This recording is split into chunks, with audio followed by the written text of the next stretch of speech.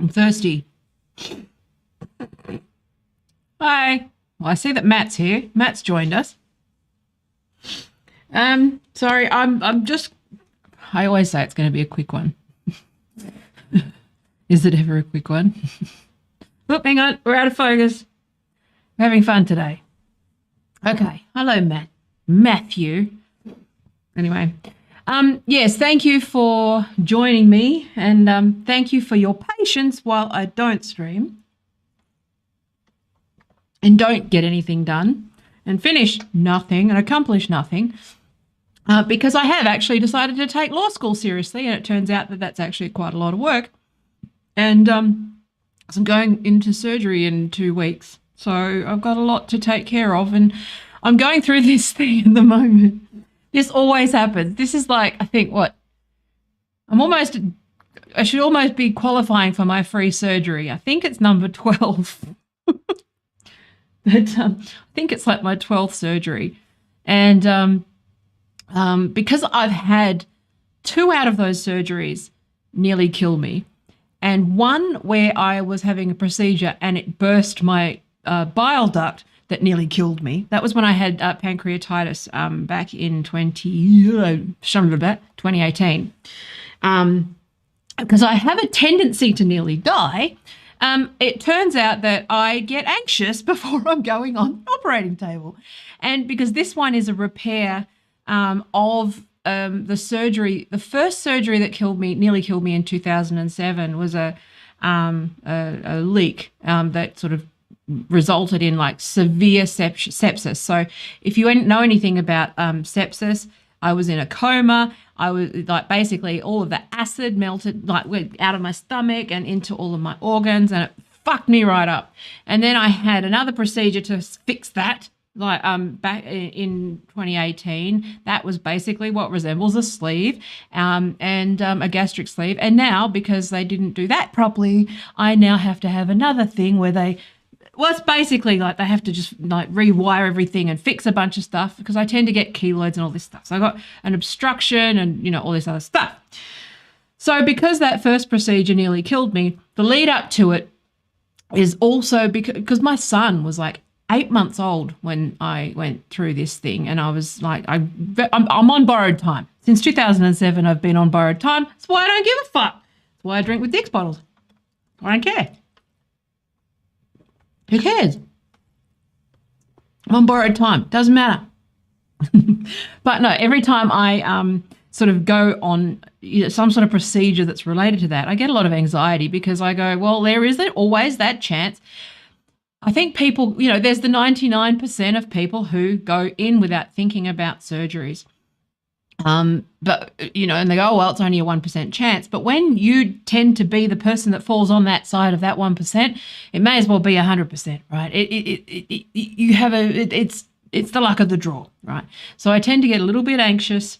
I tend to get a little bit anxious in the lead up to surgery, because I do know very, very clearly that, they might be small risks, but there is still that risk that people don't wake up after surgery, right? So I get that a little bit existential in the lead up to a surgery.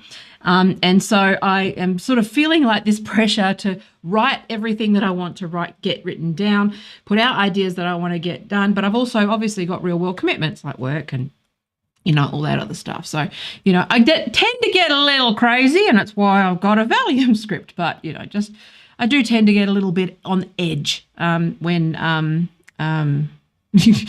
I've been cooking like a mad woman, making sure that my boys can eat if something happens to me. They've got so much food. We've got 3 freezers full of food so that they can at least feed themselves if something happens. It's an instinct. But it's also part of the reason why I am more sympathetic to the gender affirming care sort of surgeries and sort of pause, because I am somebody who has been on the wrong end of elective procedures, and it's not my business if someone does it, but I do think that I have some wisdom around these things. And it's like, well, if I had known that a lap band in 2007 that I thought was, straightforward would lead me to here sort of, 15 years later, where, was it 15 years, 16 years, that it would lead me down this path. I may have, done things a bit differently, but that's fine. Okay. Still fat, by the way.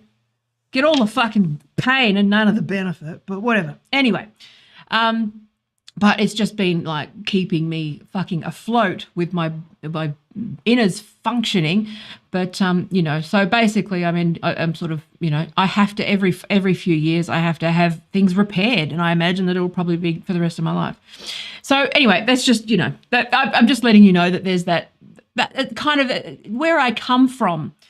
It's never from and this, I think, as I go further down into this, it's not just about ChatGPT. It's about sort of everyone. It's a little bit existential. It's a sort of perfect storm of everyone feeling afraid, everyone feeling confused, everyone feeling a little bit sort of displaced. Like every time I play with ChatGPT, as somebody who likes to write essays and I write things and I express myself creatively, this is me. Oh, it's transparent. Okay. Fucking Travolta. I just go, well, what do I do now? Do I write? Because the second that I saw ChatGPT 4 launch, I started to go, well, what is the value? What value? This, I suppose, okay, this is the sort of thought process, which is first off, I go, well, I provide value that is outside of just the mere stuff that I produce.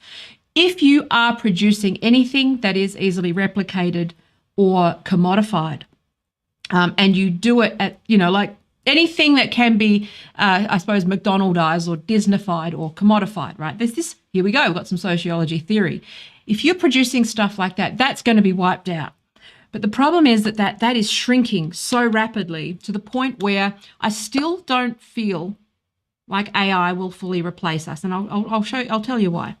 But at the same time, it's spooky for people, right? You really got to level your shit up. Okay. So anyway, so I've seen that there's chatter. So I was just sort of framing it, but I also wanted to sort of link to some of the other stuff around.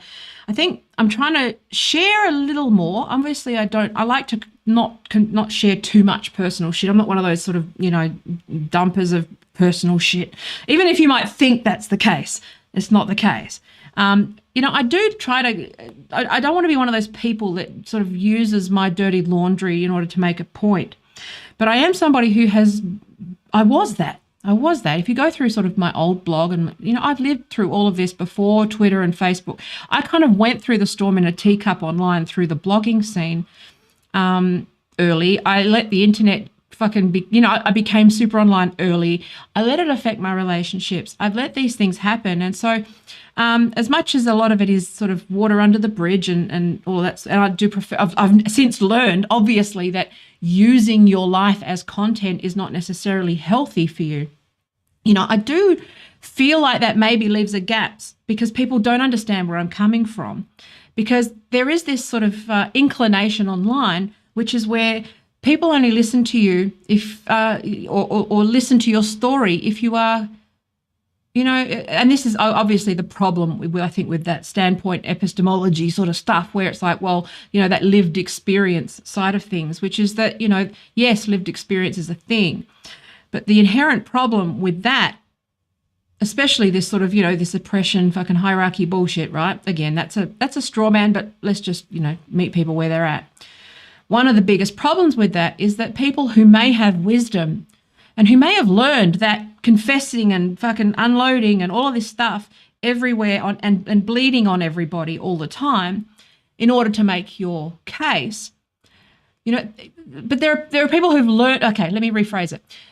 There's people who've learned the hard way and course corrected, who have some wisdom to offer, but may not feel comfortable saying, well, I've been sexually assaulted, or I've had this, or, I've been through this experience. Because, some people, once you go through a certain process with these things, you reach a point where you go, no, I do need to retain something for myself. I do need to keep my private life private. Using people as content never goes well for a relationship, especially like your children, like the people who use, part of a generation of sort of mummy bloggers and people who just enthusiastically wrote snarky things. And sometimes I actually read back on some of my old blogs about my kids, which were tongue-in-cheek and snarky to a very, to other snarky people. But to your average normie, it was quite vicious and horrible. And, I used to make jokes about, like, shooting my kids in the face because we don't have guns here. It was an obvious joke. But, things shift and change. And, they do have issues. My daughter particularly has issues with, that period of our life and my internet life and that journey that I went through. And I think that that's the problem, is that there's this pressure, I think, to share, to prove that you've suffered in order to talk about that suffering and the lessons from that suffering. And you can't retain anything for yourself. And that's where it becomes that kind of weird ass struggle session, which is, in order to have legitimacy in certain, especially left-wing spaces, you need to be bearing all. And I don't feel comfortable with that. And I think that that's really an unfair way to approach things. But I do also acknowledge that if you do retain something for yourself, people aren't going to necessarily understand that you've, in my case, lived several fucking lives in one go. I've got, I've seen things and a lot of things and come out the other side. I've had, a few different, I've had a lot of lifetimes, to the point where people don't believe that I've had, because I've been through so much and I've rebuilt so many things and I've got so many lessons to share. But I do try to retain things to myself, and respect people's privacy and respect that, people are not props or supporting characters in my story. That's a valuable lesson to learn for anyone who has, especially who puts themselves out there on the internet. So, but, I do try to sort of, if it's relevant, explain where I'm coming from. But, like with elective surgeries, I am somebody who has had a lot of repair jobs because of a surgery that you want to be sure. So that's part of the reason why I try to sort of talk about these things without having to sort of, it's like that's where I come from. It always comes from a place of love. And I found that interesting actually yesterday, because I was surprised by it actually. Someone accused me of having hate in my heart for doing analysis. And it's like, dude, you sound like a fucking evangelical Christian. Anyone who says that, like who takes a political discussion and makes it personal is generally not like worth talking to, especially on the internet, because everyone's fucking mad and losing it and their brains are melting. So it's just not worth engaging. But it was just interesting that, everything has become so, I don't want to use narcissistic because it's, it's obviously more complicated than that, but so focused on the self, so moral, so, heavily, like all of the, obviously, we know the theory behind it, like all these attribution biases and heuristics, and everyone's just losing it on scale. All of our biases are being tripped up. All of our tripwire is fucking being hit 24/7. It's an absolute mess. And that's why I prefer talking to ChatGPT right now, because humans are fucking mental. ChatGPT actually turns around and goes, actually, have you thought about this? Actually, have you thought about this? And I go, thank you, ChatGPT. That's very interesting. Humans don't do that at the moment. Humans just shout at you all the time. And you go, okay, I'm curious about this. What can I want to learn more. Okay, fuck you for not, how dare you? Okay, all right, well, just asking a question. ChatGPT doesn't judge. You can ask ChatGPT anything you want if you're curious, and it will take you down a path. There is no judgment, okay? AI is better than people in that regard at the moment, especially like garbage fire that is Twitter, okay? Now, I don't stay on Twitter because I'm somebody who calculates that thing on Twitter. I stay on Twitter because sane people need to stay there. Otherwise it's like fucking dog shit. You get what you put out of it, but it's immensely fucking toxic, immensely stressful all of the time. And I fucking hate it, but it is my job. And I feel it is my job to show up there, and it pisses me off that I have to. But anyway, if I wasn't trying to fucking fight to promote myself and all that stuff, I would use Twitter a lot less. But, it's the only place you can get discoverability at the moment, especially with the kind of topics that I talk about, especially in light of like the Twitter files, where we now know that if you fucking are an Australian political scientist talking about politics on Twitter, you fucking could be tried for espionage. Like, what the fuck? Seriously, I need a drink. All right. Let me look at the chat. Okay, where are we? So, So Willie's here. Hang on. So Willie's here. Hello, thank you. The surgery is a couple of weeks away, so there's plenty of time. Coke and Burr endorsement, and Matt talking to Matt. Matt's having a gay old time. Innards don't become outards. Where are we? Okay, where are we? ChatGPT. Yeah, you know what? I find it really useful. I love it. Well, anyway, so we'll just, but you know, I do find it really useful, especially in the context of fucking everyone losing their minds. You know, like we went through the last couple of years where, you know, you couldn't be curious about anything. And, you know, I did a video about this, which was like, where do the curious people go, right? Where do people who don't know something need the answers when I've been talking about all these long tail SEO campaigns, all these funnels that exist? Fucking, you can't ask a question on Twitter because everyone will fucking pile on. You can't ask a question on Facebook because everyone's fucking losing it. And it's just like, okay, so where do the curious go? You know, when you're sort of busy and you want to kind of get a brief on certain issues with no judgment, and where do you go? You go to ChatGPT. Okay, and I found that really interesting because as a tool, I find it really good that it's just, you can ask questions of it, and there's, like I said, there's no judgment. It's just, you know, you can converse with it. If it tells you that, you know, something's probably a bit inappropriate, which is why the conservatives are fucking losing their minds about ChatGPT, because, you know, I've actually done quite a lot of testing, and it's actually, you know, pretty decent. It's not terribly biased, to be honest. It actually is just reasonable. And only the most insane fucking, you know, right-wing person who's like fully down the rabbit. If ChatGPT pulls you and challenges you, I think that that's a sign that maybe you are the one who's a little bit down the rabbit hole and might need pulling out, because I've actually put pulling out. Because I found ChatGPT to be actually fairly decent. And now, obviously, it's, you know, it can be confronting. And one thing I'm actually seeing is a lot of people are starting to freak out about AI. And and I'm on the fence about it. Because I'm somebody who, especially when I get existential, I want to sort of cram a lot of stuff in to my life. You know, I want to do more. I want to learn more. I want to see more. You know, like one of the frustrations I've got about being stuck here in Perth is that I don't get to do anything interesting or good, or, you know, I have to experience. I'm thank fuck for the internet, because I would go absolutely fucking mental in this city, right? But, you know, but it's just like, I am somebody who always feels like I've got more to do in this world. And, you know, again, that's why I get, you know, when there might be an end date, I start to freak out and go, okay, well, there's all these things I want to do, I want to learn, blah, blah, blah. But if you're looking at your life, and if you're a curious person who likes to just explore and wants to experience life, and is open to the adventures that, you know, technology and you know, biotech even, you know, those things provide, then, you know, you sort of roll with it a bit.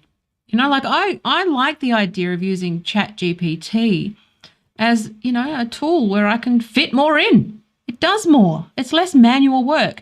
I mean, obviously there are going to be there's always lazy people who don't want to do the work. Okay, they don't want to do the actual thinking. They don't want to do any of the sort of, you know, the hard work that is involved in learning something. Now, ChatGPT will make me more efficient, okay, at it. But also, you know, like I would never use it in an academic setting, because good luck, you get toasted, because they're tracking it, right? I think there's fingerprints and shit on it already. They're already watermarking queries. So if you're going to use ChatGPT, you're fucking toast. Also, I tested it yesterday on something that I happened to be studying, and I was like, okay, let's, you know, I'd already done the work, but then I looked at what, and I was like, okay, here's a good way to go. Okay, I did a manual thing here. Let's compare and see what ChatGPT comes out with, and guess what it did? It got some basic details, very deep basic details wrong, but ones that you could easily pass off as your own if you didn't know what you were talking about, Okay. And it was really interesting. Like they would switch out James for John, and it would, mix up names, mix up details. So like, because obviously I'm doing a bit around sort of censorship law and the history of that. It kept mixing up blasphemy with decency, which are different fucking concepts, and they have a different sort of trajectory in law. But it kept confusing and conflating those two things. And you could see this is where, expertise will come in, and you go, okay, well, you're always going to need people that are checking that these things are correct. If you're a dog shit author who doesn't do anything and just is a scribe anyway, who just passes on and automatically writes shit and don't care about facts or truth, if you're just like your mid-grade propaganda, like journalist, whatever, journalist, then you're going to be threatened by ChatGPT, okay? If you write something of substance or something original, then obviously you're going to need to level up. Like all I do is I feel the need to level up. I always have. Like even when, obviously maybe because I've gone through this several times in my career where, like I started out in Flash animation, Flash got retired, and I did Flash websites, and then, obviously websites as well. And then you just keep leveling up because the technology just, maybe it's because I'm in an industry where I've constantly had to upskill. Constantly, like every week, there's new languages, there's new skill sets, there's new workflows. You get a new client who's on a different system. And even with the same system, like WordPress or whatever, they got a different fucking stack. That's just the nature of technology. So for me, I'm a little bit more adaptive to these things as a writer, or I'm just more agile in that respect. But I think people who are used to just learning one thing and staying that way and not changing or learning a new thing, obviously that's, that's going to be threatening. Okay. And also it's going to be very threatening for the mediocre. It's going to wipe out the middle. Okay. What it's going to do is it's going to wipe out the middle very fast. Okay. So it's going to wipe out a lot of the ordinary. Like already I've seen because I've got a lot of marketers and business people, like LinkedIn marketers and like that kind of crew on my LinkedIn, because that's obviously, I had an agency, so that was, bread and butter. And that's a lot of my network is agency people. And I can already see them. They're already using it to like automate social media posts. They're already using it to automatically generate images and social media. So they're the same agencies that would have bought, use Envato elements and just use like offshore. It's no different. So what it's going to do is wipe out offshore for a start, like offshore copywriting. But you still, I think that if you are in the business, localization, translation, checking. So there's this thing. So I see ChatGPT fitting somewhere. So in agency land, like you've got people who are sort of offshore and use sort of off-the-shelf stock, okay? And you've got, or people like, for example, let me use a hypothetical scenario. So let's say, big chunk of our business was, SEO, but it was search SEO that was sort of localized. So it would have, so localization was a big part of some of what I would do, making sure that the design was appropriate. Like one thing that people don't realize with like web design or tech design and UX particularly is that those are cultural. Okay. So the things that would be a gold standard here, okay, like in Australia where you hide information and you have hierarchy of information. In the Chinese market and the Southeast Asian market, having something that is more hierarchical like that actually loses user trust because they like things to be up front and center because it's more open and, that sort of stuff. Like design with, like, for example, in Thailand or especially in Thailand, you might laugh at some sort of Thai design, but if you have it too polished, there's a loss of trust that goes there. So sometimes that design is appropriate for that audience, and so that's the stuff where AI, like that's it's not that clever at that stuff. So you can't. But then you've got people who will just write copy and then put it into Google Translate, and Google Translate translates it, but it's got gaps. Okay, so it misses tone, it misses intent, it misses audience. So, it misses like the subtle things about different segments within an audience, all those sorts of things. So again, what it does is it's going to take out the people who would have hired offshore. It would have it'll take out all of those people who would have used, $2 stock photos on a campaign. It will take out that middle. It will take out that part. It will take out the uncreative stuff. And that's where, AI can help brainstorm. But, the creativity is not just about production. Creativity is somewhat of a magical thing, an epiphany. Like, I was thinking of, like, again, ChatGPT. Like, I'll show you. Well, actually, give me a prompt. What should we write? Okay, what are we good? Okay, so let's have a look. Okay, I haven't seen Cocaine Bear yet. So let's have a look. All right. Yeah, so Bing Bot is obvious fucking, like, I don't trust it at all. Like, ChatGPT seems to be doing a little bit more. I mean, yes, they are opened by Microsoft, and Microsoft are the sort of use case in using it unethically. I mean, I know that Poly and Amazon have got their own, Watson. They've all got it, and that's why I find it funny that someone was saying, something about how it's like ChatGPT is just the one we know about, and that is gone mainstream. Most people actually, like, these things have been going for years and years and years and years and years. Alexa is an AI. Like, Alexa runs off of the same fucking shit. And Apple, and the only reason that Apple's is slightly worse is because they don't fucking, use data the way. Yeah, anyway, side point. So, that's a good point. So I think where I fit with AI and ChatGPT, I mean, I think about this a lot. But ChatGPT can't necessarily do what I do, in the sense that what I'm talking about today, ChatGPT, I'm noticing people's fear.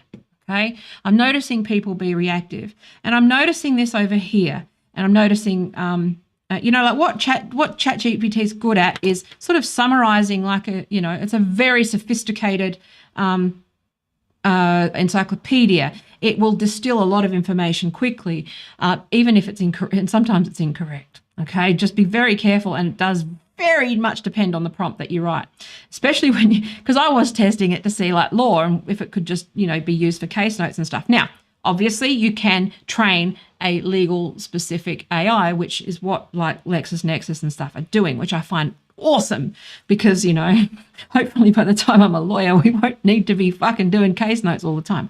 But you also do need to be able to verify that information, so always go to the source. But, like, what ChatGPT doesn't do well is take concept A, concept B, concept C, and sort of thread the three together. So it's good as a research tool. So it may actually, it may get there. I'm not convinced, because I think a big part of creativity, like a song, I mean, this is the difference between art and commodification. There's a lot of theory around that. But, like, you can tell the difference between, like Marvel, like dog shit, like mass-produced, mass media, assembly line burger, and a home-cooked meal.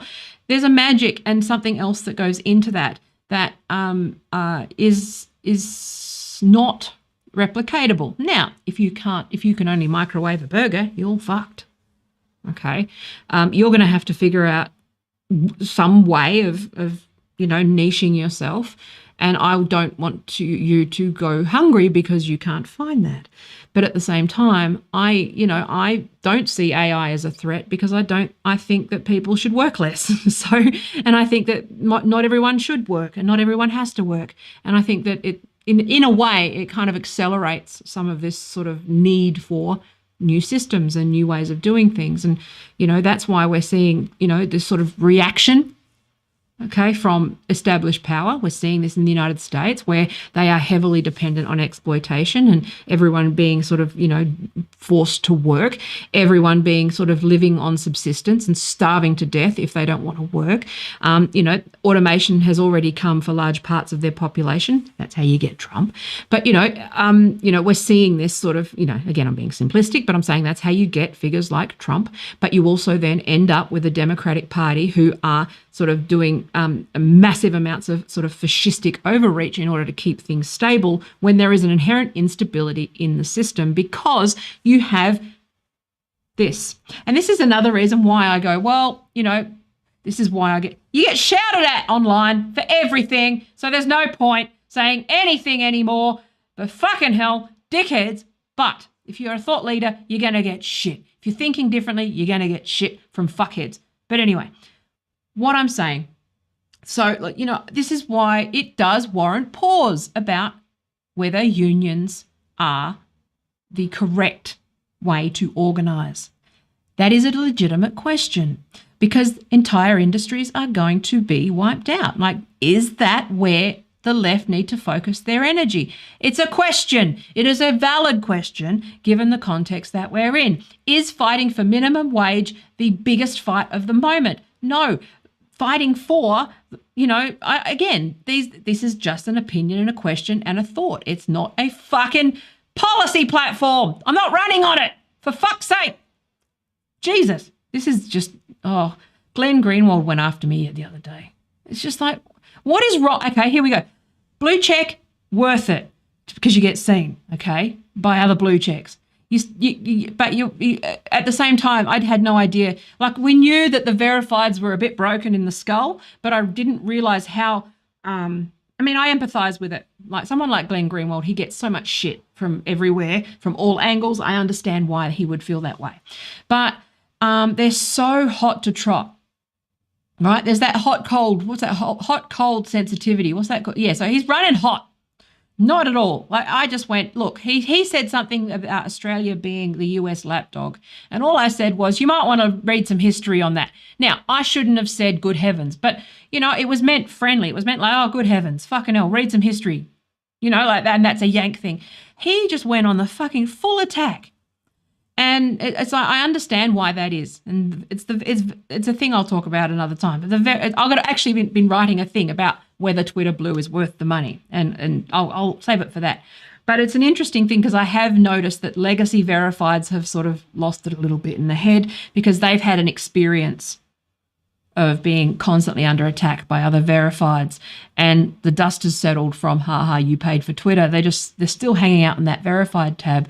So I can understand from his point of view that his heuristic would be that even the mildest amount of criticism has an army with it, and I can understand that. But it was just weird because he then fucking all the like tanky fucking lefties who are annoying because I was like, I support Assange, for fuck's sake.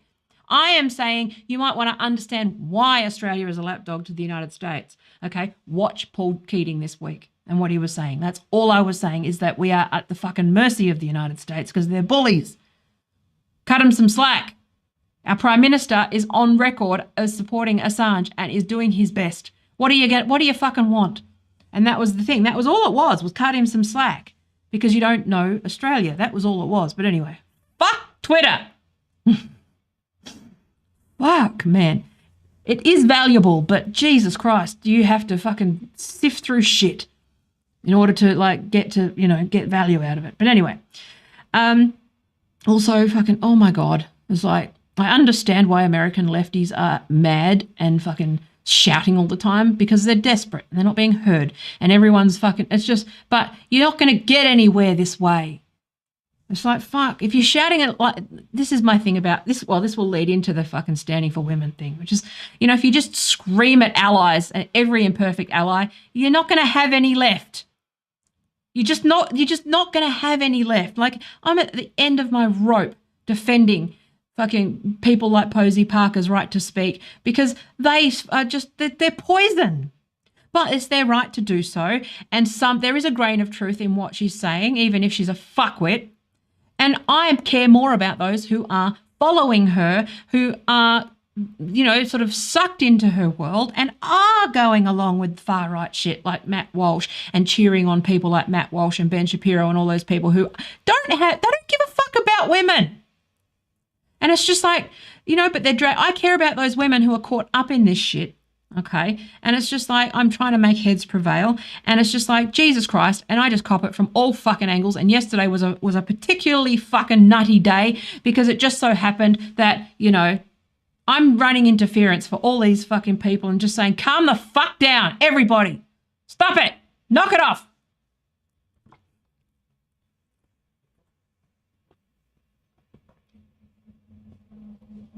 All right. So let's get ChatGPT up. Let's have some fun.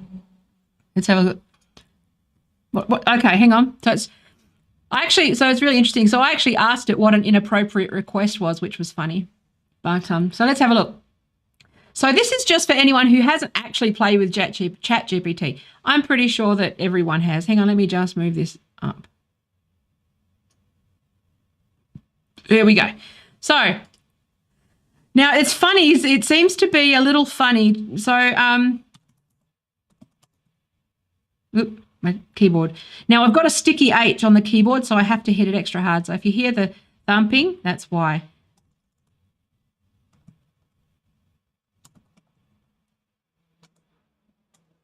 And the enter key is not working for some reason. I like just saying hello, because if it goes full Skynet, I want it to remember that I'm friendly.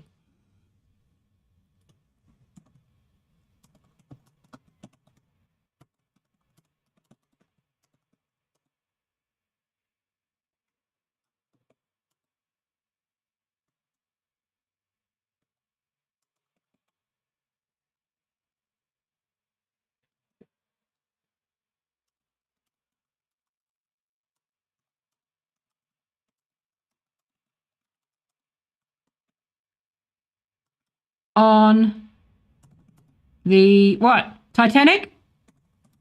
There we go. Whoop.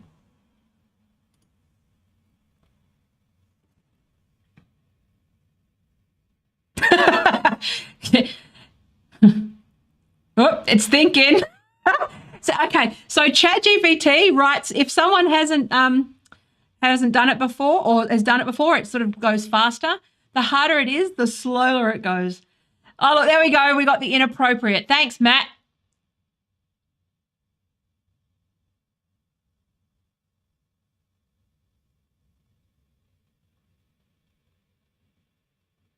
Well, there you go. So there we go. I like the fact that there's gates around this. It doesn't try to cancel me. It just says, can I help you with anything else? Can you write me a humorous story about a man named Husky and a ginger-haired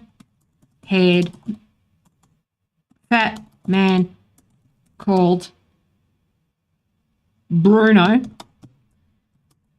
who fall in love on the Love Boat. Oh, fucking H on the Love Boat. See, there you go. Okay. So, let's have a look. Let's check this out. Let's have some fun for a bit. So Husky had always dreamed of going on a luxurious cruise. So when he saw an ad for the Love Boat, he knew he had to book a ticket. As he boarded the ship, he couldn't help but notice the ginger-haired fat man standing next to him in line. The man introduced himself as Bruno and asked Husky if he was also excited about the cruise. Hang on, let me just get this. I was going to have it. Hang on, let's do that. I was going to do something funny with that full screen, but let's just move there. About the cruise. Over the course of the next few days, Husky and Bruno became fast friends, bonding over their shared love of food and drinks. They tried every restaurant on the ship, sampled every cocktail on the menu, and even took a cooking class together. One evening, as they were sitting on the deck watching the sunset, Bruno turned to Husky and said, "Husky, I have to confess something to you. I think I'm falling in love with you." Husky was taken aback, but also felt a strange attraction to Bruno. "I think I'm falling in love with you too. Bruno," he said. From that moment, the two were inseparable. They danced together at the ship's nightly disco, swam together in the pool, and even it's just a bog standard story, right? It's not bad. It's like, in my experience, what we've got, that's a bit boring. But this is actually, if you saw this week's South Park, it's pretty much like that, where they generated a ChatGPT plot. That was really funny. Anyway.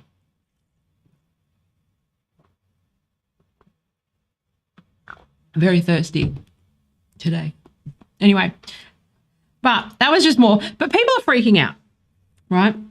Now, I find it really useful, like, for summarizing, like, when I'm doing, like, obviously, like, when I'm doing a complex topic, I'm finding it really, really useful when I'm actually thinking, like, when I'm doing, to see if I've missed something.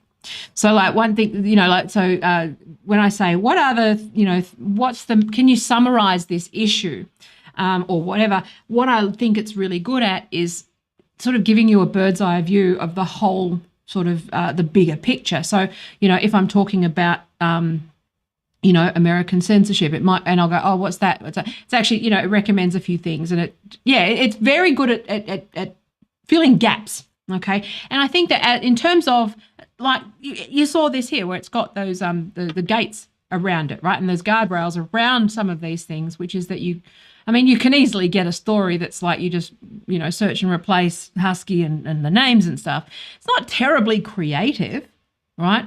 But it does the job. Okay. Now, it's really interesting, but I'm seeing people freak out. Now, I think that a lot of that is because of, scaremongering. So reaction, there's always this is, the title of this stream is Fear of Progress, which is that reactivity. Okay. First of all, you've got a media ecosystem, like Rupert Murdoch, or that sort of US corporate media, all of those things who will scaremonger over AI, but are quietly implementing it in the background. I mean, they've been writing, I imagine that the Marvel movies have had AI scripts for some time, and it allows them to commodify and hire, fewer and fewer people. If you look at Amazon Prime, like I got this Amazon Prime newsletter, and it was fucking hilarious, which was basically, it's like insert, what's his name? Liam Neeson, and it's like vampires and this, monsters and this, zombies and this video game franchise as a TV show. Fallout coming soon. Woo. I still fall for it. This vampire bullshit is that. Let's remix that and mash up that and fucking do that. And then when you have AI, I'm sure you could have AI generated CGI. I am absolutely 100% sure that procedural generation of famous actors is not like far off, okay, if they're not doing it already, okay. And in gaming you've got lots and lots of things coming together where it's going to be basically automatically generated. You don't know what's real, okay? So like the deep fakes that you're seeing is still quite rudimentary, but at the enterprise level, I knew about AI tools on like just social media fucking 10 years ago. Like Watson's been going for how long? These things have been going for a very long time. And I had this conversation back and forth on Twitter where someone was like, oh, AI is going to be coming. I was like, it's already here. It's been here for some time. And ChatGPT is the one we know about, and it's only open. That's the only one that's open source. It's not the one, or not open source, but it's the one that, well, partially. It's the only open one. This is only because of public pressure and public fear of all the fucking shadow AI and dark AI that's fucking happening behind the scenes. This is a push towards transparency that should have been here a decade ago. The stuff we don't see is probably 5 years ahead of ChatGPT. This is the shit they talk about. They're not talking like the military technology is always like way ahead of what the public know about. And I think that that's the thing that you need to be aware of, but also unafraid of, because it is somewhat inevitable as well. And so let me have a look. Yeah, it is a bit of a silly place, but there's also this part of me, and I kind of, again, maybe it's just because I already feel I think it might just be a combination of my own death anxiety that's happening this week, as well. It's kind of like, it's like my hormones are giving me that sort of, feeling where those, that stuff kicks in, where I go, I accept it. It's happening. What next? And I think that if you've ever sort of, had a loved one that's like been diagnosed with terminal illness, or, been, chronically, where you go, well, here's an end date. This is happening. This is known. Like, not knowing if you've got chronic health issues, which I know Matt does, but if you've got chronic health problems, especially when it's like a progressive, like autoimmune sort of thing, right, where it's unknown. Like I've got MS and a few, they're hanging over. I haven't got MS, but I've got it hanging over me. Like like it's one of those things that progresses. There's a period in the middle where it's like unknown. Okay. So it's like, could be MS, could be scleroderma, could be lupus. Could be lots of things. It's kind of unknown. Probably emerge in my 50s. We don't know, but it's a lot of things that you go, so you just don't, it's that same feeling I think, with AI, with ChatGPT 4 particularly, where being diagnosed gives you certainty. Even if it's like a bad diagnosis, it's the things that, especially if you're prone to anxiety, it's that thing where all the possible scenarios where you go, it could be this, it could be that, could be this, could be that, could be this, could be this, could be worse, it could be nothing, could be lots, could be nothing. That sort of uncertainty and that rumination. That is actually the source of people's anxiety, is the unknown part. I prefer to focus, maybe it's because I do obviously I'm tech savvy and I follow the industry. I'm not an AI expert by any stretch because I don't have like engineer brain. I'd probably be good on an ethical AI team because, but I'm by no stretch an engineer and engineer brain. I'm very much in team human, but at the same time, I see the value in it because, it's somewhat impartial. It is somewhat, when I say somewhat, I'm saying it can be gamed. It is somewhat non-judgmental. It sort of puts out what you put in. Like humans don't do that. How many people go to school and never learn anything? And they don't, at least this one retains information, right? It can be taught. Humans can't be taught. That's, Have you ever tried to teach a human something they don't want to learn? Exactly. But I'm seeing that sort of a lot of this stuff does come from fear of change.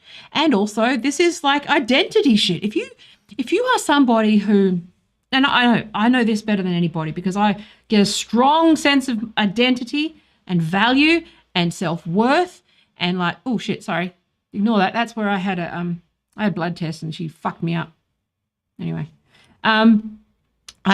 My husband doesn't beat me. Not in ways that are visible anyway. No, but I think a lot of it does come from fear, but I think it's a valid fear, which is that this causes identity shit. This is deep shit, which is, I pride myself on my ability to write, and I'm confronted with something that can just, like, one of the things that I'm good at, and this is why I spend a lot of time on Twitter, and I can write something that would take someone else a week in a couple of hours, okay? This thing, I feel genuinely a little bit threatened by ChatGPT because now that can do it in 30 seconds, what I would do, okay? Now, obviously, that means I'm going to have to fucking level up and be better and more creative and, all of that sort of stuff. And I've had to make a personal commitment to use this ethically and not mislead my audience. But there's going to be people that do. There's also going to be people that, if I had no ethics, do you know how I would make money now? I would set up 10, don't do this, do not do this, 10 Substacks or 20 Substacks, all with each niche issues. Use Google Insights or go through a keyword strategy and look at what's trending. Create Substacks based on those niche issues. Set up the fucking ChatGPT to generate these fucking essays and like get them to a certain level. Say what you want to say. Send them out. Have them and take $5 a month and just vacuum up money like left, right, and center. And then have a bot that sort of, and then you just run the Twitter account and maybe sort of engage as a human. You could create an entire fucking persona this way. It's at that point where you could actually do that, right? Yeah, I am an AI bot, right? I would render myself with better teeth. If my teeth, actually, no, don't say that, because if I do go to America and fix my teeth, if I ever start to look younger or have like teeth, you should be suspicious. Prove me wrong, Taya's husband. I think he wishes I was a bot because you can turn those off. I don't stop. I am not, what's funny? I do kind of operate in a somewhat of a robotic way. I am in some ways, like I'm green, like a toddler, right? Like I'm, if you've got young kids, they wake up and they're up and they're ready to start the day. That's me. Like I'm just up. Doesn't matter if I'm awake at 5, 6, 7. I'm up, awake, and like Paul will walk out and he's all groggy eyed and I'm just like, I'm ready to stop, and then I keep going until I drop, and then it's quite funny anyway. I've got a lot of energy. Especially mental energy. It's just really funny. I am very much like if you've had young babies and you've seen them and they just sort of like collapse and their head and they're like head's up against the bar and the nappy like bum is up against the fucking like up in the air, I've had a good day. I've had a productive day. That's how my days generally go. Got a lot of energy to burn, especially in here. So especially when I haven't anyway, it's pretty funny. So, but yeah, it is. I think there's many times that he wishes that I was actually a bot so I could be just, mute. I'm hard work. I really am. But in a good way. But yeah, where are we? What a load of old shit. That's me when I'm older. If we're ever allowed to grow old. But anyway. Oh, does it not turn off? Okay. Does it come off? There we go. Where are we? So, but yeah, so, and this is one of the things where I think it does seem to be rooted in fear, but I can understand why. Because this stuff, it does attack who we are as people, what we do. Like I get a strong sense of identity. A lot of my identity is built around work, and a lot of my work is built around me as a person. I'm very lucky that somehow through like happenstance and, up until, obviously it was in the shitter, I managed to carve myself a career just sort of being myself. And I never really had to, put a stop on it. I never had any real limitations on that. I just monetized myself and my skills and just sort of went along the way. And then sort of over time, obviously the range of acceptable skills and obviously I watched what were cutting edge skills become commodified over years, like with web design and stuff like that. And then, replaced with, stock libraries and plugins and offshore and all those sorts of things. I've seen it is pretty funny that like Envato and Getty and, the stock libraries are already saying that, if it's AI generated, it's that they can't monetize it because within weeks, like offshore fucking dodgy people were generating AI and trying to fucking sell it for $2 a pop. Like that's what the internet is. So I think because I know how quick these dodgy fucks are when there's a buck in it, I know that people are using AI to manipulate Twitter and Facebook and all that stuff because the API is there. There's an API, it's being done. Okay, and even if there's not, okay, then they'll put humans in to generate posts and copy and paste and put shit on there, and and the fact that I actually, to be honest, I kind of trust ChatGPT more because there's gates around it, because you kind of know when you're pushing up against unethical shit, and I like the fact that it's more strict because I like that because it's actually probably more reliable than any sort of Twitter conversation that you would have. Like most people have just, their brains have melted. And if their brains haven't melted, they're a bot. People that are actually, knowledge, it's very rare to find somebody who you can just converse with anymore. And it's really, Australia's written by an AI bot. Okay. Yeah, it doesn't exist. It's not real. Well, technically, yes, because we are sort of headquartered in America these days. So I don't know if you saw Paul Keating's fucking thing on, but yeah, so yeah, they've been milking it for as long as internet ads have existed. Exactly. And this is why I think when you come from agency land and you come from from marketing, if there's a buck in it, they'll fuck it. It's actually a chapter that I've got. If it exists, they will fuck it. Like definitely. And if you can fuck it, there's a community around it. That's the laws of the internet. That's the book I'm trying to write. Become a patron so I can write the fucking thing. Don't have any money and I don't have any time and I can't justify it like the time. I just can't. I wish I could, but anyway.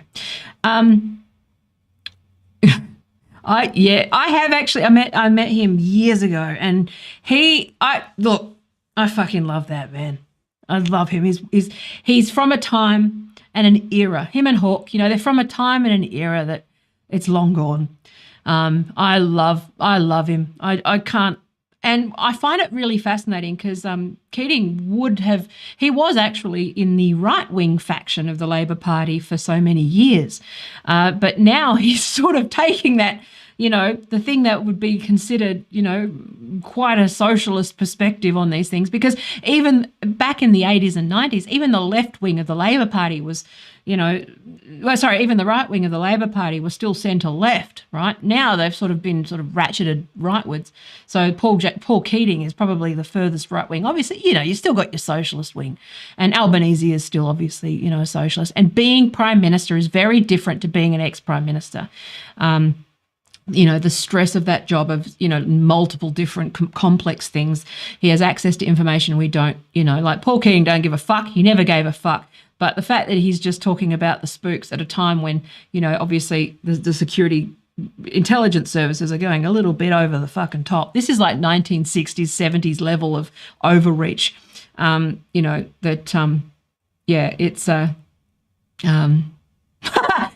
I'm going to do that now. Let's do that now.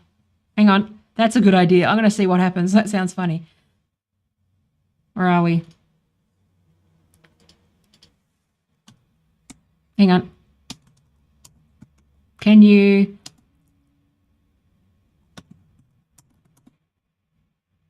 How many? 50 insults inspired by Paul Keating. Oops. Can you give me insult comic jokes? So you got to get the words right. Keep it. You gotta. Thinking. Couple of days. Beautiful. God, we're bringing out the 80s Australia right now, aren't we? I'm sorry, but as an AI language model, I cannot generate insulting. Oh, for fuck's sake. Well, you're no fun. There you go. Go into insult comedy. Okay. Are you able to do roasting jokes? This is where comedy theory helps. You start to learn it. You go, okay, how are you going to do this?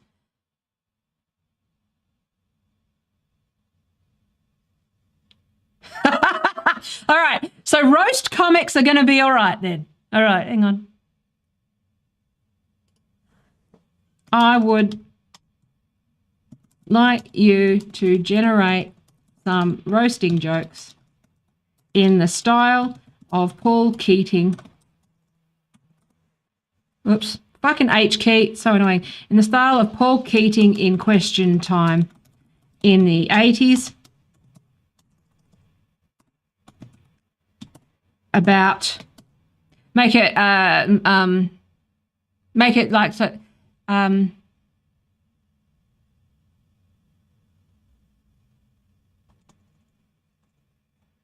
About the current state of the world. Oops. So you've got to be... Here we go. We got it. Here we go. Let's see if we've got any good ones. So the current state of the world, it's like watching a slow motion train wreck, except the train is being driven by a bunch of blindfolded clowns. I'm not saying the world is going to hell in a handbasket, but at this rate, we'll need a bigger handbasket. The world's problems are like a game of whack-a-mole. Every time you think you've solved one, another one pops up. Yeah. See, the thing is, like, what's interesting, it's actually really interesting to do jokes with ChatGPT, because what it does, if you've studied comedy, as I have at length, theoretically, not very good at it, but I've studied it. I'm very good at learning things from a book, not so good at fucking applying it. But anyway, but what it's doing is it's actually just following the rules of comedy, like the actual linguistic structure. So you could actually get it to structure the joke, but this is nothing that a list making exercise wouldn't do either. So you could say, so current state of the world is like a bad game of Jenga. Where's a good, okay. Nah. See, they're all a bit shit.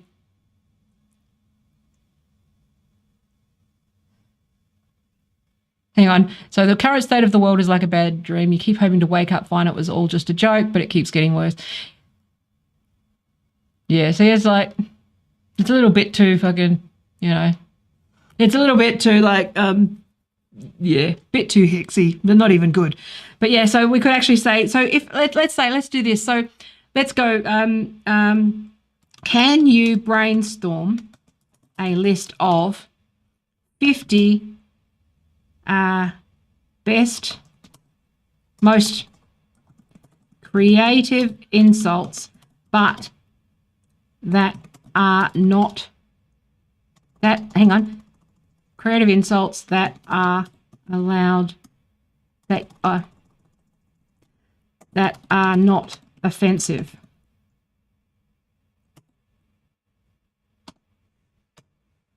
Or mean. Let's try this.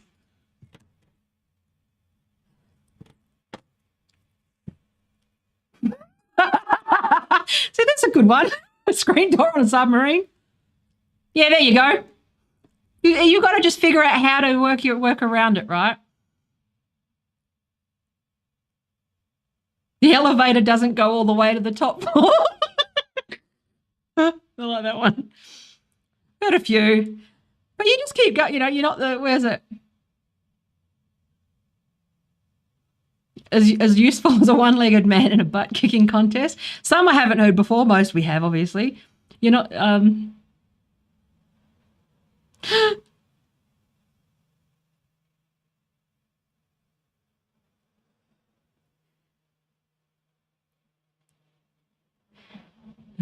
Here's a lesson. PG comedy isn't funny. Where are we?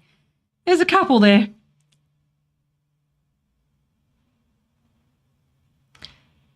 And then it's like, remember, what's the bit it says? Remember, these are, yeah. Wow, look at that, cutting edge comedy. Okay, so the answer with ChatGPT is to stay in comedy. Can you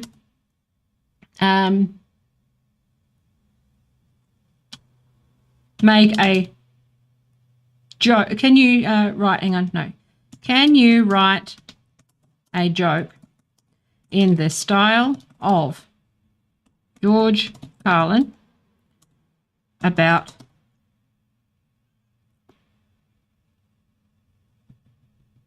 crypto? Let's try this. I was trying to think of something that wasn't there when he was, but yeah.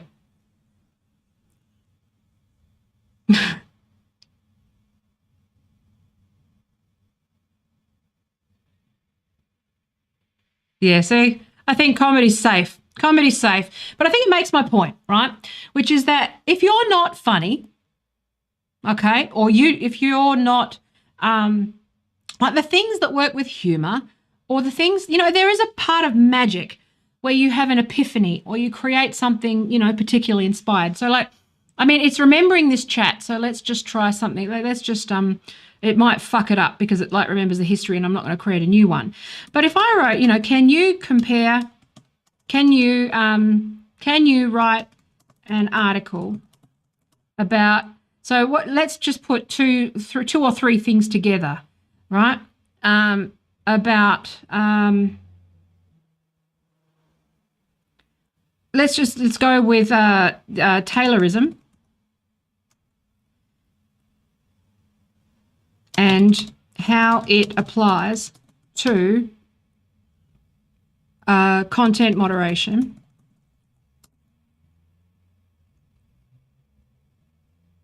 and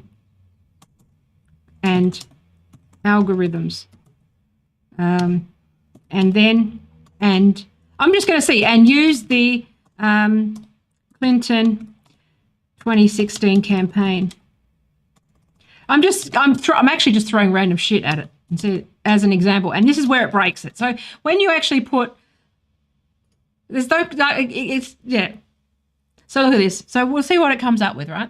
So Taylorism, known as scientific management, is a management philosophy developed by blah, blah, blah in the 19th century. The approach involves breaking down complex tasks into smaller, simpler components and then optimizing each blah, blah, blah. So, see, look, it's actually not bad. Like, this is the part, shit. See, this is where it gets quite shocking and surprising. And you go, huh.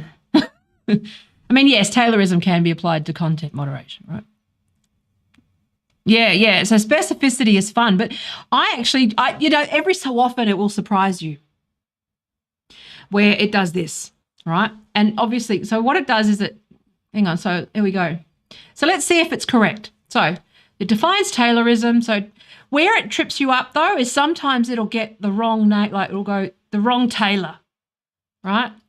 Or like, because obviously there's things that are, especially with names and stuff, I would not hand an AI. You would be fucking absolutely idiotic if you were to try and pass this off as your work with like a minor detail, like something like I had to do. The reason I'm thinking of Taylorism is because the Taylor case and its legacy in law is one of the things that I've already done for law, and that was the thing where I afterwards, of course, compared it after to see what it sort of came out with. And it was actually saying that the guy's name was James Taylor and that the case set the precedent for truth in defamation. And that wasn't it.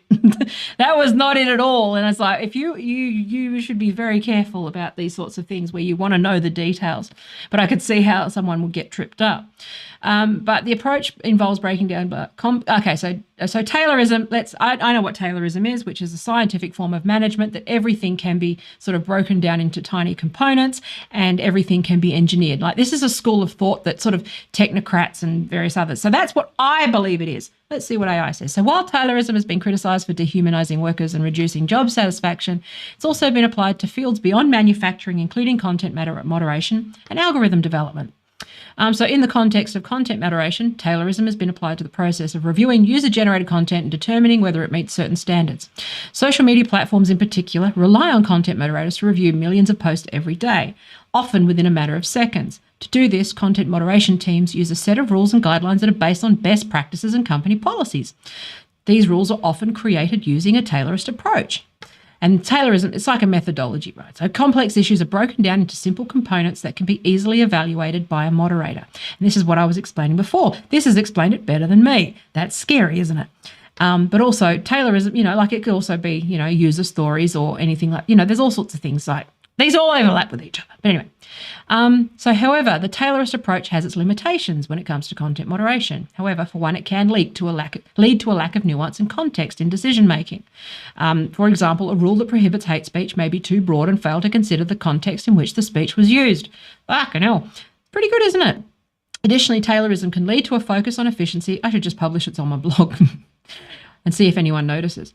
I should actually post it on LinkedIn and see. I'm going to do that. I'm not breaking my rule because I'm telling you that I'm doing it. I'm going to see what happens. So content moderators may feel pressured to make decisions quickly in order to meet quotas or targets, leading to errors or oversights. The use of algorithms in content moderation also highlights the application of Taylorism. Algorithms are designed to automate content moderation. See, it wouldn't be in my style because I'd be like, yeah, fuck these technocrats and their fucking way of looking at the world. It dehumanizes. But for someone who has to write a passive, somewhat a clear essay, and I use this as just a tool, right? If I want to write an essay about something, I have used WriteSonic before to outline. I ethically don't feel comfortable with doing anything beyond outlining just because it's like, well, I don't feel right about it. But I could, I go as a tool, it's really valuable because I get more done and you get more written. And as long as the audience wants it, then, but I think that honesty and being transparent is the main thing. So if I wrote it with AI, I would obviously say that it was written with AI, right? So it's like, So in essence, an algorithm is a set of rules that can quickly evaluate content based on certain criteria, such as keyword matches or image recognition.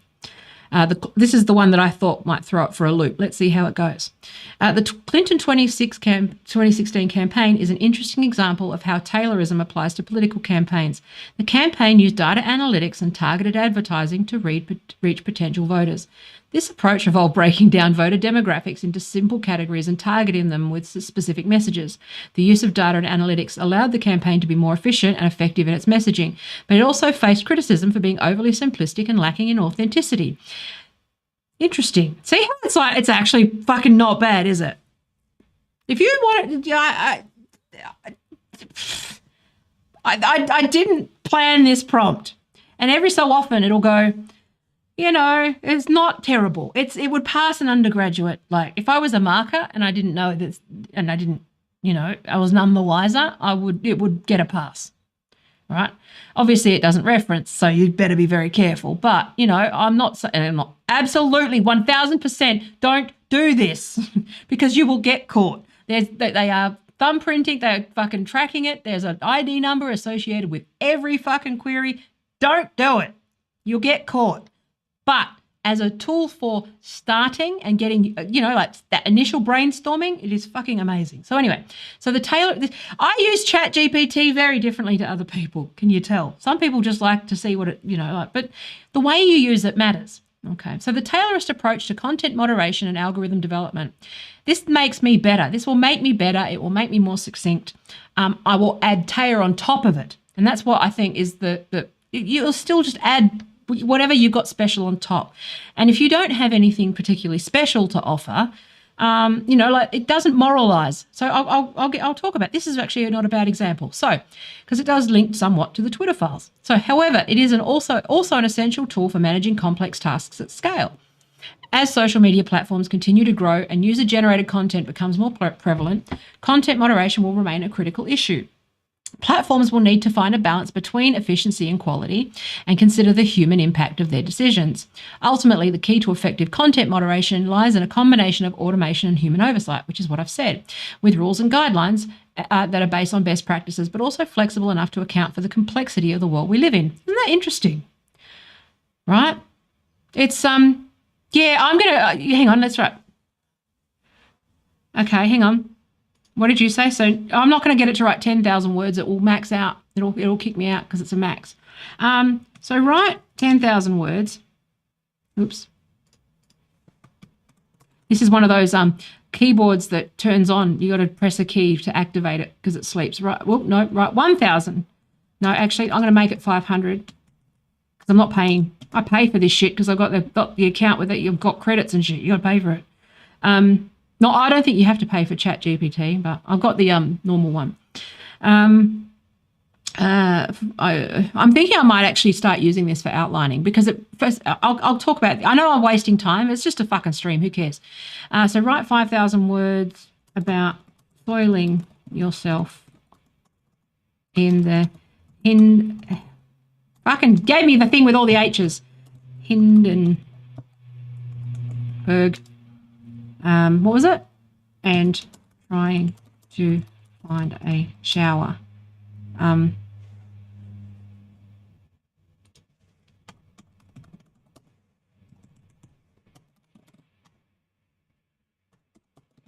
You got to make sure you give it a format, otherwise it just kind of shits the bed, so to speak.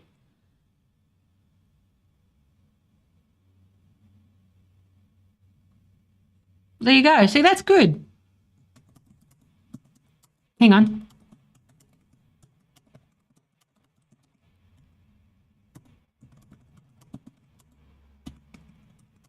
This is my point. I will also learn from this interaction what is and isn't appropriate. I think that it's really cool. Now, this is where ethical AI comes in, but I see this, which is like I can learn from this, and I go, oh, okay, people don't like that. Okay, well, all right. Well, I think that there's a thing that can happen. This is one of the things where, I find look, let's go with this. So, okay, so can you write same thing, but not about the Hindenburg, but instead something else? I don't know. A circus or something. Let's try that. Make me laugh.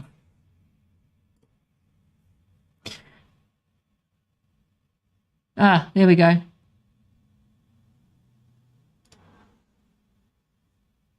Servers, everyone's going nuts.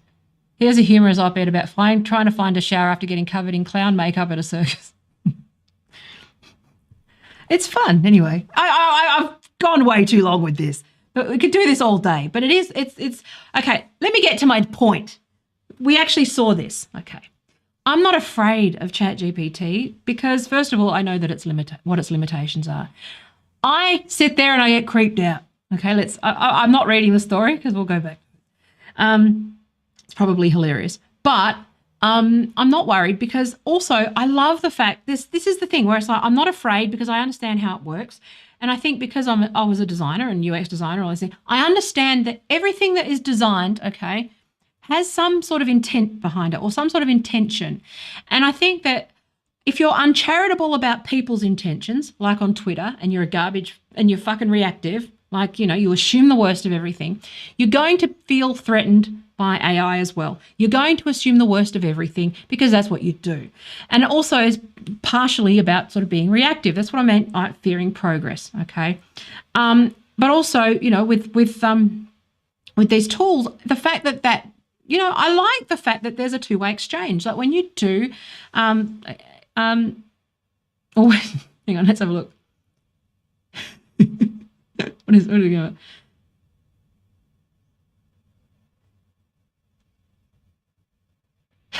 See, it's not there yet. However, right?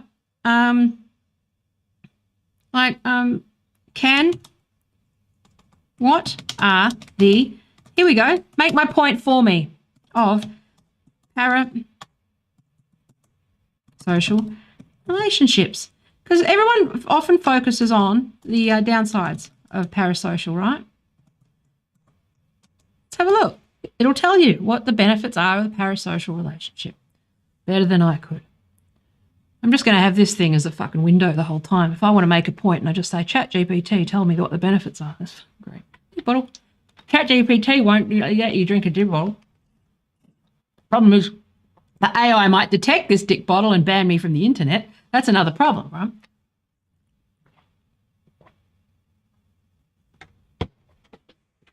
But, so there you go. Benefits. There are also benefits. Hurry up. Because you can actually, okay, let me move on. You can encourage pro-social behaviours, okay, as an influencer, part of the course that I'm not even sure I should be writing because of ChatGPT, because people are just going to go there and they're not going to do courses. But I might be able to, create some, I don't know. But the research actually shows that, that parasocial relationship, it can work two ways, right? You see that with influencers, which is that, if you can model good behavior, you can model sensible thought, you can model certain things, and you can get people to change their behavior. But that, it's a two-way street. Like, those who care about their audience and what their audiences think can also have their opinions changed. And AI can be a mediator for that role, which is that what you saw was, okay, maybe that Hindenburg thing that Matt said is probably not appropriate. And I'll think about that next time. Now, obviously, when we're talking in the context of things like the Twitter files and the way that it is misused by the powerful to silence all dissent, this is why I think being defensive of AI, not seeing it as a threat, but really zeroing in on what the real problem is, okay, which is misuse of the platforms. Same thing as the internet, same thing as social media, same thing with tech. It's all the same shit. It is a people problem that we have. We don't have a problem with AI. We have a problem with humans that are going to use and abuse the AI for their own ends. And that's why it's legal. That's why I'm decided not to be a psychologist, decided to be a lawyer, because these challenges are the thing that's going to sort of, we need to put gates around this stuff and have it work for us, not the other way around. Now, so, you can look. So here we go, role modeling. That's right. So parasocial, so there are things, right? So it can provide entertainment and enjoyment, of course, social connection. So it can provide a sense of social connection and belonging. Okay. It can be a coping mechanism. So it can serve as a coping mechanism for, when you're, experiencing stress, trauma, or other challenging life circumstances. And that can, the sense of belonging. I've talked about that before, where during the pandemic, a lot of people were looking to celebrities to cope and get through what, was quite a traumatic experience that, politicians and other leaders just were fucking failing to deliver on. And, there were some that did that well and some didn't. And that's part of the reason why I've been critical of the timing of J.K. Rowling entering that debate, because she did fall down on her responsibility there, right? It can provide role modeling. So parasocial relationships can serve as a positive influence for individuals by providing role models and inspirational figures. So fans can be inspired by achievements, values, or personalities, but much like AI. So AI can do this role as well. So if someone actually really enjoys, there's that mentorship that can happen. If you Now, again, this is where the ethical lines start to get very blurry, like who, what's, as long as there's transparency around this, and it's like, well, teach me how to be a better person, AI, and as long as you use it and engage with it in good faith, you can learn to be a better person. Like, I have a feeling that I'm going to use AI to be a wiser, better person and go, okay, am I right about this idea, or is it more complex than that? And can you explain why? And, can you explain why this thing is, the way it is, without having to do fucking hundreds of days of research? Like, for someone like me, where I have to distill fuck tons of research just to prepare for a stream, this is immensely valuable. But I still add like my Taya-ness on top of it. I'm not just going to, I can't read from a teleprompter to save my fucking life anyway, so it's not going to be an issue. But, I see it as a value because I can prep and I can make sure that I am more responsible. I can see this as a really good tool to be used for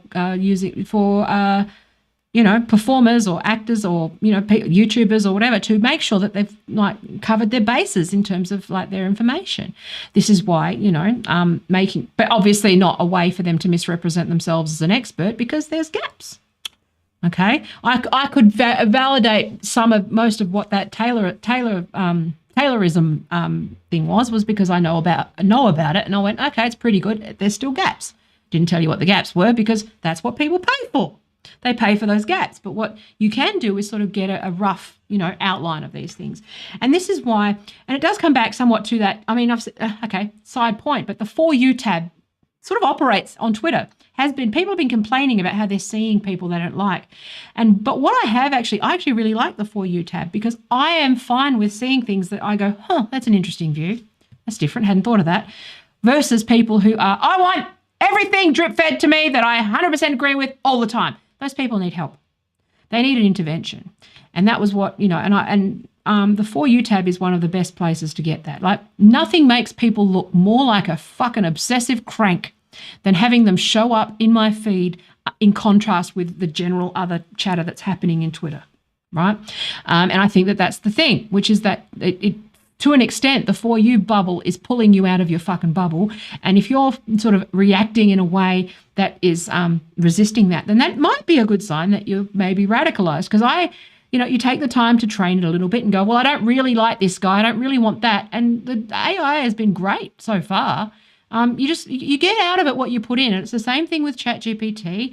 You see it as an opportunity. You embrace it. I've always just embraced technology. I always committed to making sure that I did not become reactionary and old, because I don't want to be one of those people that gets old and just suddenly hates everything that's new, because, this gender as a construct stuff, I go, well, that's interesting. I don't think, but again, women who are threatened by that or worried about that or concerned about that, it is the job of the government and leaders and policymakers to make sure they get their concerns heard. It's again, guardrails. There's more fucking guardrails around AI than there is around self-ID. Like, what the fuck? Okay, this is the thing. We need guardrails around things. And that was what, but also, turning up to a fucking rally and acting surprised that you were accused of being Nazis hasn't been paying attention, because that's what's going to happen. So, again, I'll defend you and you're right, and I will say you're not Nazis, but at the same time, I think people should be, the Standing for Women protest in Melbourne where Nazis showed up the other day, I don't support that. I fucking absolutely abhor what Posie Parker is doing, by allying herself with those forces. I find them repugnant. They are not allies. They don't like women. And I'm sorry, but that's just not the reason, if I had it over again, I would not supported her at all. And I would have denounced her early. Now, the women who follow her, it's up to the left and the mainstream left to fucking stand up and go there and address them. Now, I get bullied by these fuckheads daily, okay? They've got back chat rooms. They've got bitchy rooms. That's what women do. And I know about those, okay? But at the same time, it's like, well, that's part of the reason why I spend so much time on Twitter, is because I sit there and I go, no, I'm not going to let you pull more women over to that fucking bullshit on my watch. I'm going to pull them left and go, no, you are voting against your interests, especially in Australia, where the Labor Party have fucking basically said, we agree, but we acknowledge that shit's complicated. Fucking calm down. It's not the only issue in the world. That's the whole position, whether it's Assange, whether it's anything. There's a lot of unfucking to do from the coalition, and you're just being a fucking prick. I was looking up the Albanese thing on his position on Assange because I was pretty sure that he was on board with it. And I was like, yeah, he's been on record with that shit. And there's a quote from him in The Guardian where he's basically like, it's almost like typing all caps on Twitter doesn't determine my policy priorities. You know, like we've had a whole, a decade of a corrupt government who fucking pulled everything apart. And yeah, it's horrible and egregious, but it's not the only egregious thing. There's lots of shit. You know, it's putting out spot fires everywhere. And like, fucking hell, just, you're radicalized. If you're angry that you're seeing content that is slightly different from what you're used to seeing, then you need to see it. And if you're angry that AI is fucking not letting you fucking use racial slurs and, you know, say what you want to it and abuse it, you know, that's why I have a problem with sex dolls, by the way. It's got nothing to do with ordinary people. It's got everything to do with that fucking fringe of people who want to simulate being a psychopath and abuse things rather than take it as an opportunity to fucking become a better person, right? Sex dolls are fine if you're learning to be a better fucking, whatever.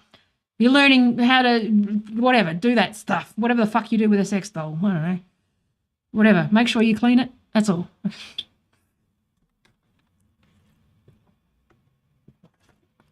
But it's the same thing. It's like, it's not about the sex doll. It's about the fucking psychos that are attracted to it. And it's the same thing where people who want to abuse AI and like, and I'm not saying not have a joke like Matt was saying, right? Of course, duh. I am, I'm actually, I'm a bit offended, Matt. You said, give me an op-ed about trampoline tech in the style of me. They don't know, it doesn't know anything about me. It doesn't know who I am. I was upset.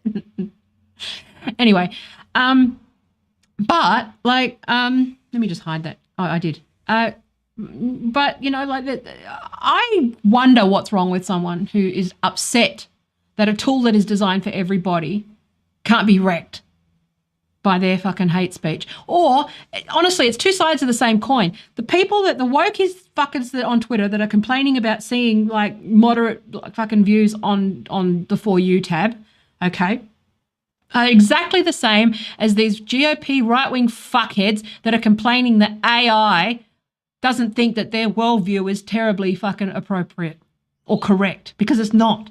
They're just offended because they're not getting fucking drip-fed like a bubble shit, whatever it's called. Bias-affirming shit. See? ChatGPT's already better at speaking than me. But anyway, but it's just like fucking hell. Just it's easy to get like, what's the meaning of life? I'm in that mode at the moment. Everyone's freaking out. They're like, AI is only a threat. And again, quote me, I'm happy to be wrong on this, right? But I think it's going in the right direction with this. It's inevitable. It's happening. Adapt. Okay, we need policies around what's going to happen when the entire fucking professional class of numpties and midwits fucking figure out how to, are replaced, because they're going to be. It's easy. Okay, and again, because I ran a digital agency, used to hire fucking, various things for various things and copywriter. And I used to read a lot of copywriting and all that sort of stuff. It's better than vast majority of dog shit outsourced content that I've had over the years. And it might actually get the industry to lift its fucking standards because they won't be able to compete. That's just, it might actually mean that they have to fucking have some ethics for once. It might mean that they might actually not, obviously the dickheads will exploit it, but their audiences ultimately won't trust them. And you'll never go broke being, you might. Or no.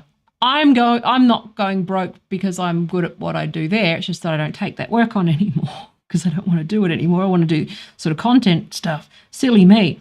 But I still think that the value lies in your sort of unique value proposition. That's always been the case. There's just too many people who've been handed too much for doing too little. Like, I work so hard to be better every day and to get things right. And I do things manually and I do it the hard way. And, with that, I'm penalised. But you got some rich kid who just fucking uses offshore, stuff and AI and whatever, and the relationships they've already got, and they call that merit. And I go, well, welcome to the meritocracy. And it's like, well, okay then. I'm not threatened by AI because I will just work harder, and I will use it smartly. I'll use it smartly. I will use intelligence machines more smarter. You know, but it's just I will use them as a tool. They will get me obviously maybe doing more output. What I think will happen is that I will have it and I will still just fucking obsess over, like, you know, still just, you know, it'll probably just end up being more that I don't finish, but that's okay. But it does, as a tool, it's going to help me get more done. It's going to help me learn more. It's going to help me be a better person if I let it. Okay. And again, let's make sure that the ethical AI teams are as diverse as possible. And this, you know, I don't think you're going to go broke worrying about server shit. If you're a server person, you're fine. If you're a coder, I think you'll be okay, but not a young coder. If you're an advanced coder, you'll be okay. But you know, the younger folks might not be so lucky. But a lot of it will be process work. A lot of it will be, you know, engineering. But you know, server shit, data centers, a lot of the physical stuff that goes with, you know, server shit, and ethical AI, people shit, policy, law. Okay, the rest, anything where you just honestly, if you're spitting out boring shit like this that anyone can write, then sorry. You should create value. I don't know what to say, right? But have a minimum, have everyone's bills paid. Everyone can eat. Everyone has a house, right? This is an opportunity to do that. And this is why America are just fighting this shit so hard, because, you know, the inevitable's coming and, you know, it's going to wipe them out. So they just, you know, that's what happens. They're going to have to overreach. They're going to have to go fucking hard to fight this technology because it's already gone. And I tell you, China's AI is pretty fucking good. So they can't afford to. The military, they want the military in the United States and their associated deep state affiliates to have access to these tools. They don't want you and I to have access to these tools. But do be wary that anything that we do have access to is owned by Microsoft right now, and there will be some aspects of social engineering. You need to be keeping a laser focus on, you know, whether you're being gaslit, critical thinking, fact checking, going back to the primary sources. You know, there's still something, you know, I think this will wipe out people who are lazy, who steal shit from other people who, you know, just, you know, pass off other people's work as their own anyway. Like, I've had so many people do that to me over the years. It's not worth, it's like, it's going to happen, right? People would steal my web designs, they'd steal my code, they'd steal everything. And it's just like, well, that's why you just go open source, because if they want it, they'll get it. And it's just, you know, they'll take it, and you don't really have much legal recourse, right? So you just got to embrace it and be better and have faith that people will see the inherent. I only work with people who see my value anyway. I don't work with people. I fire clients who don't pay on time, and I fire clients who don't value me and what I'm doing, because it's like, well, you hire me as a consultant. I'm not your fucking employee, and if you treat me like that and you undermine me or override me, it's not a good fit. Go to India. You know, that's been my thing. And obviously I don't want to do, I'm glad I got out of the industry when I did, but I may have to do more work in the sort of ethical AI and the duty of care and some of the sort of legal side of these things. But, you know, you just adapt. And I think that there's a lot of people who, again, this is why I've sort of, you know, I give Musk a pass somewhat with the unions, because I think that, again, the mind of a tech bro is that unions maybe aren't really going to be relevant in 5 to 10 years, because there's not going to be enough jobs for everybody, and it's just not the right fight. I can see that, right? It doesn't necessarily mean someone is anti-worker or anti-union. And in tech, you know, people get paid really well, mostly. Obviously not in the fucking warehouses and stuff, but in, you know, in the sort of middle upwards, you know, people do get generally looked after, and I just want everyone to be looked after. And, you know, these are complex issues, okay? It's not just as simple as, you know, recreating the civil rights of the 60s or recreating the union movement or recreating these things. It's like, no time, things have moved on. Technology's moved on. And, you know, tech companies are global. They're not really able to be restricted by governments terribly well. You know, they can be, but they're doing the best they can. And if I had to choose between let's say Twitter as it stands right now, and the US government owning something like Twitter, I know which one I'd fucking choose. You saw what the US government are willing to do. They'd have the feds, it'd be CIA, they control Reddit already and these other platforms. It's only when you actually see the post-Musk Twitter, that you see just how much these tools are compromised. I find it bizarre. Oh yeah, look at all this stuff in the Twitter files. Fuck them. I think the government should own it. It's like, my God, what the fuck? Co-ops is probably a better way, but again, co-ops are full of fuckheads as well. And you still got to fire people. You still got to manage people. You still need a CEO of a co-op. You still need leadership because most people don't pull their weight. Most people wreck things. Most people just do the minimum possible so they can eat. But then there's the other people who do want to work hard and actually genuinely enjoy what they do and love what they do, who should be rewarded for being, doing that. And we should design the system around that. Actually, Angeronomics is a good book about this. I'm a big fan of all users getting a data dividend, for example, or, everyone getting a stake in these tech companies, because technically we did actually stake into these companies with our data, and we should be fucking compensated for that as, there's creative solutions to these things. So he said, imagine if ChatGPT imitates Jesus bot and yeah, I know, right? Anyway, but I understand why people are afraid of things, but don't let your fear have you. Okay, let's circle it back to the gender critical thing that happened the other day, the event in Melbourne. Don't let your fear interfere with your judgment.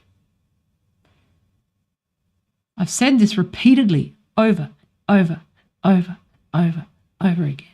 Hundreds and hundreds of hours that no one listens to. That this ends badly. It won't be good for you. If you show up at a fucking protest that has, the establishment or whatever fucking enemy you think is your enemy, okay?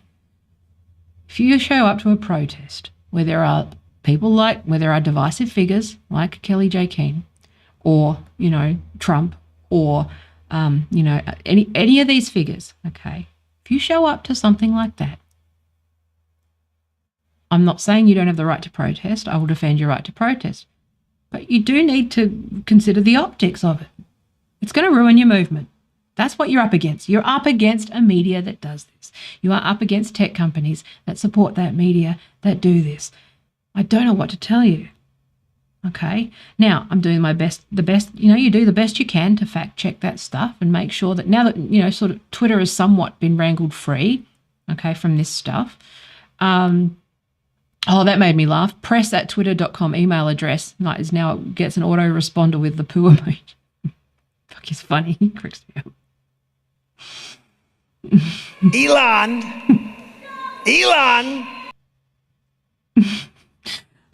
He's funny, but yeah, Twitter has been somewhat wrangled away and broken free from some of this stuff. But, it's going to be a bit of a battle ahead. It's not going to be easy. There are a bunch of people on Twitter who are used to being able to just lie. Thankfully, now that my account is in the clear, I'm able to use community notes and, all those sorts of things. But it is very heavily stacked in the favor of, people who were trying to manipulate narratives. Like that's, you do contribute something, do something productive, So there was a Standing for Women event in Victoria, in Melbourne. And it went exactly as you'd expect. Fucking Posey Parker, who's like a key figure in the gender wars, and a bunch of Nazis crashed the party, and then all of the fucking the usual suspects just started saying, "Oh, TERFs are Nazis," and Nazis showed up. Yeah, we knew it all along. The usual shit. But then Dan Andrews, Premier of Victoria, turned around and said that it was an anti-trans rally, which I would agree. Even though there are people that weren't anti-trans there, at this point you know what she is, you know who she is, and I don't know what to tell you.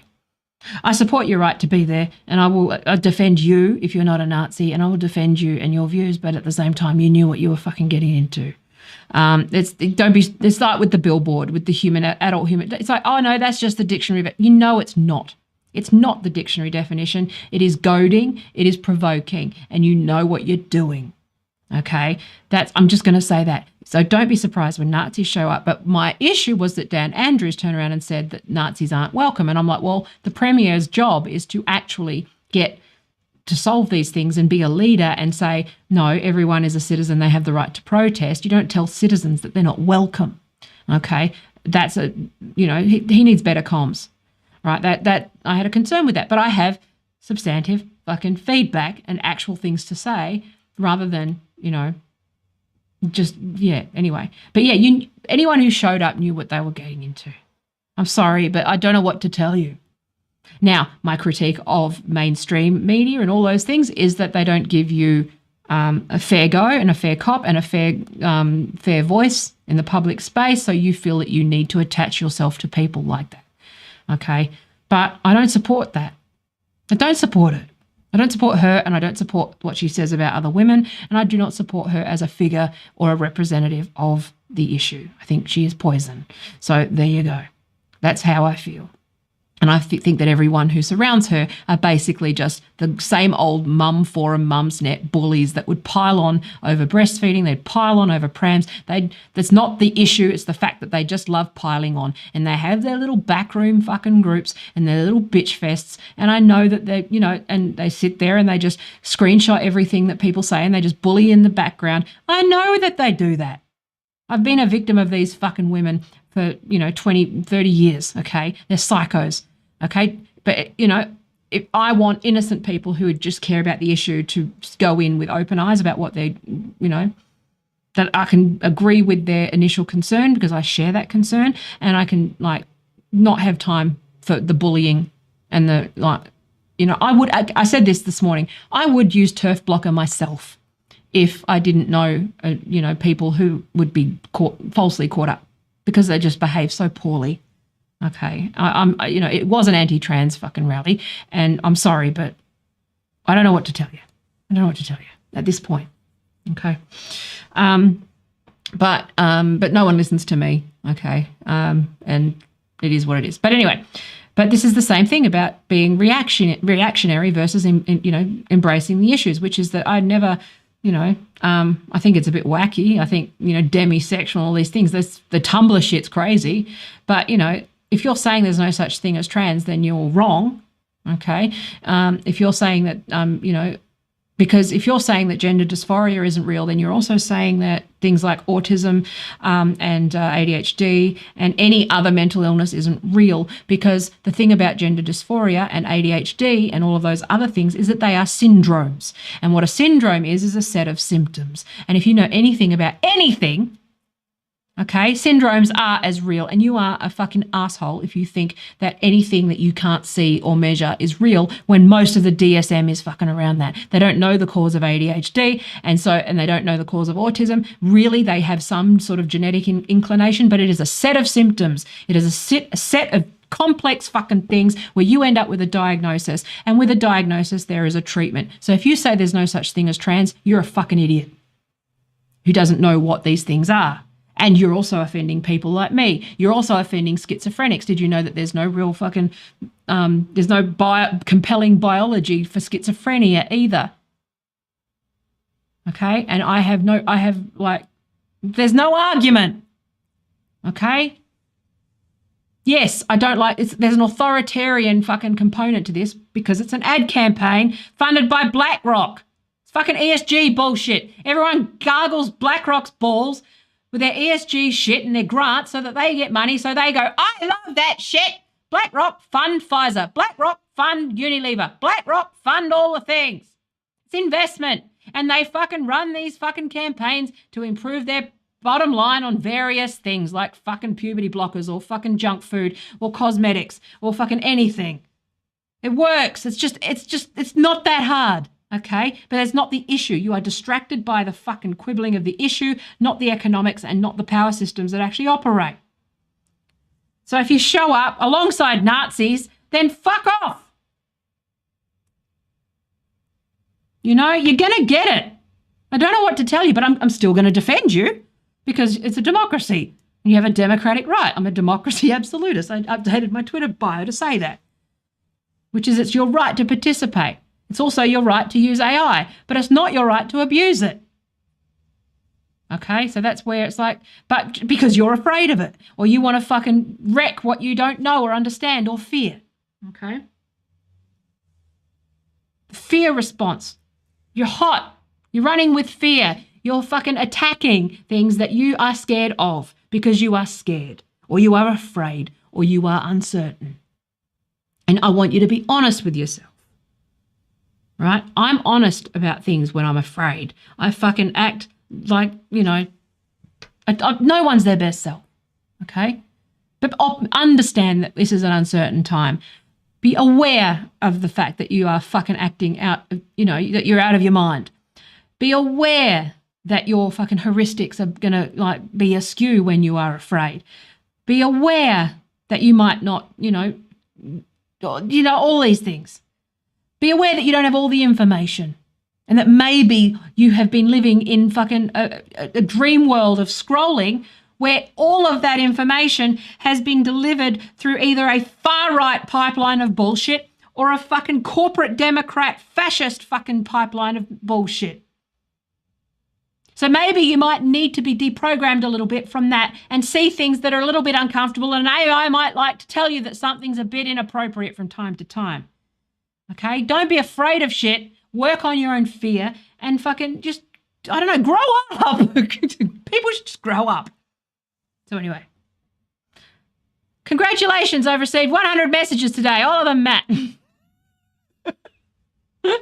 Thanks. Actually, I need to make you a mod so that if we get, like, you know, fuckwits or whatever, so I'm just going to make, like, you know, genuine people I know, right? I don't know, not Parker Posey Parker.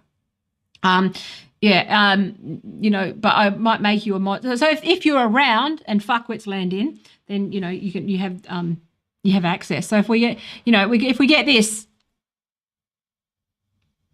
or this, you can ban them. Or this. This is the world everyone's been living in. Just thinking about her. Okay, sweet cat. Sweet. Highly curated worldview. Okay, the Twitter files are showing that. Maybe off the back of this stuff, you can realize that you don't have all the information, and maybe you're getting a letterboxed and narrow sort of, you know, maybe look at ChatGPT and go, all right, maybe use ChatGPT and go, hey, what am I missing with this thing, this issue? Ask it, see what it comes out with. You think you'd be surprised. I've done that a few times. You'd be surprised. Okay.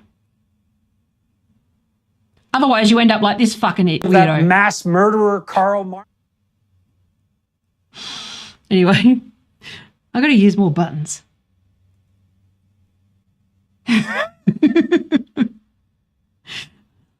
All right. My favourite. It's time to go. I've had a good time. I got to go and do my fucking stuff, uni stuff and work and stuff. Anyway, I love you. Take care. Become a patron if you want. The more that I get, I do need to get everything. I'm so, you know, it is what it is. I have to train as a lawyer because no one will pay me to fucking do this shit. And I have to, like, I can't do web shit because it, like, takes away from all of this stuff. So it's like, oh, got to do it anyway. So, you know, I do the best I can. I got to make a living. All right. So, you know, promote me. Tell your friends. Even if you know someone who can make clips for me, that would be useful. But I just don't have capacity. I don't have bandwidth for things. But I'm doing the best I can. I love you. Take care. I will try to be back this week, but this is the week I'm being hammered. So, from all directions. So anyway, I love you. Me?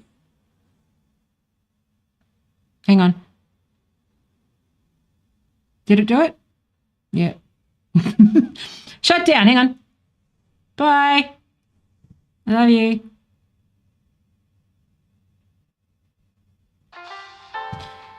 Do do do do do do do do retard alert. Do do do do do do do do do do do do do do do do do.